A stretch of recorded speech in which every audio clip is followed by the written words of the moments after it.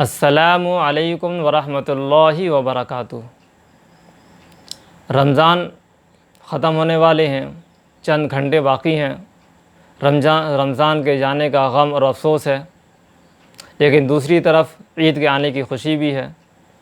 عید کے دن اللہ کے شکرانے میں ہم عید کی نماز ادا کرتے ہیں، تو اس کی نماز کا طریقہ اور نماز کی نیت آج کے سبق میں انشاءاللہ اس کو بیان کیا جائے گا۔ اس کے سمجھنے سے پہلے چند باتیں جان لینا چاہیے تاکہ نیت کا سیکھنا اور نماز کا طریقہ ہمارے لیے آسان ہو جائے۔ سب سے پہلے کہ عید الفطر کی نماز 2 رکعت ہوتی ہے۔ دوسری بات یہ کہ عید الفطر کی نماز 2 رکعت کے ساتھ وہ 2 رکعت واجب ہوتی ہے۔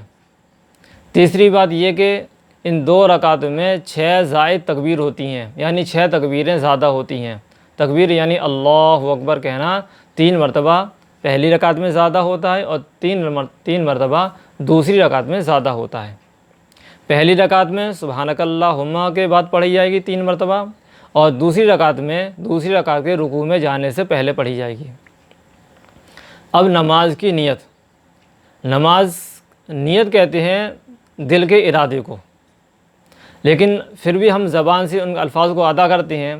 زبان سے الفاظ جو ادا کیے جاتے ہیں وہ دل کے اطمینان کے لیے ادا کیے جاتے ہیں، ورنہ اگر کوئی شخص دل سے ارادہ کر لے گا میں فلاں وقت کی فلاں نماز پڑھ رہا ہوں تو وہ نیت اس کی ہو جائے گی، لیکن دل میں اطمینان پانے کے لیے ہم الفاظ کو بھی زبان سے ادا کرتے ہیں۔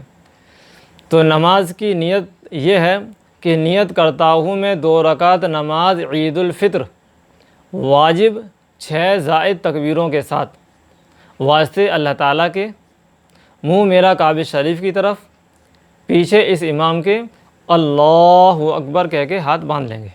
یہ ہماری نیت ہو گئی۔ جب ہم نے نیت باندھ لی اللہ اکبر، اب پڑھیں گے سبحانک اللہم و بحمدک و تبارک اسمک و تعالی جدک و لا الہ غیرک۔ اس کے بعد اب وہ 3 مرتبہ زائد تکبیر ہوں گی۔ پہلی تکبیر اللہ اکبر کہہ کے ہاتھ کانوں تک اٹھائیں گے اور اس کو چھوڑ دیں گے۔ دوسری مرتبہ اللہ اکبر کہہ کے ہاتھ کانوں تک اٹھائیں گے اور اس کو چھوڑ دیں گے۔ تیسری مرتبہ اللہ اکبر کہہ کے ہاتھ کانوں تک اٹھائیں گے اور اس کو اب باندھ لیں گے۔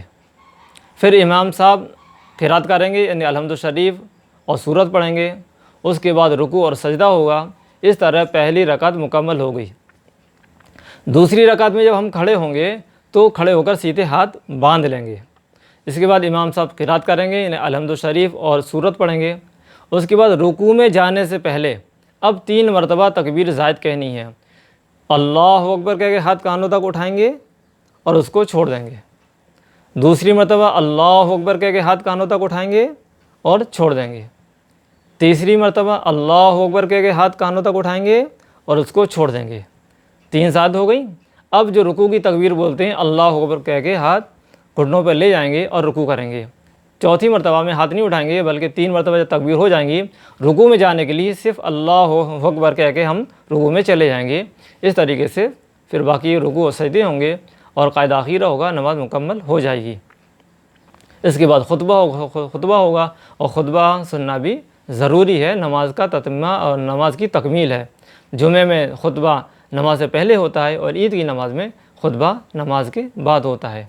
یہ نماز کی نیت اور نماز کا طریقہ تھا۔ امید ہے کہ بات سمجھ میں آئی ہوگی۔ دعا کرو اللہ تعالی ہم سب کو بھی عمل کرنے کی توفیق نصیب فرمائے۔ آمین۔ وآخر دعوانا ان الحمد للہ رب العالمین۔